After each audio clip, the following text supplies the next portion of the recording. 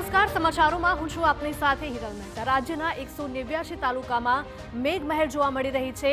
આ સાથે જ અમુક એવા વિસ્તારો છે કે જ્યાં હવામાન વિભાગે એલર્ટ પણ જાહેર કર્યું છે। છેલ્લા 24 કલાકમાં સૌથી વધારે મહેસાણાના કડીમાં વરસાદ વરસ્યો। મહેસાણાના કડીમાં 3.6 ઇંચ વરસાદ વરસ્યો, તો અમદાવાદના વિરમગામમાં 3.31 ઇંચ વરસાદ નોંધાયો છે। નવસારીના ખેરગામમાં 2.44 ઇંચ વરસાદ વરસ્યો છે। સુરતના ઉમરપાડામાં ખાબક્યો 2.32 ઇંચ વરસાદ। ગાંધીનગરના કલોલમાં 2.5 ઇંચ વરસાદ વરસ્યો। રાજ્યના 30 તાલુકામાં 1 ઇંચથી વધારે વરસાદ નોંધાયો છે। તો રાજ્યના 189 તાલુકાઓમાં વરસાદ વરસ્યો છે। છેલ્લા 24 કલાકમાં સૌથી વધારે મહેસાણાના કડીમાં વરસાદ નોંધાયો છે। મહેસાણાના કડીમાં 3.6 ઇંચ વરસાદ વરસ્યો હતો। આ સાથે જ અમદાવાદના વિરમગામમાં 3.31 ઇંચ વરસાદ નોંધાયો, તો નવસારીના ખેરગામમાં 2.44 ઇંચ વરસાદ નોંધાયો છે।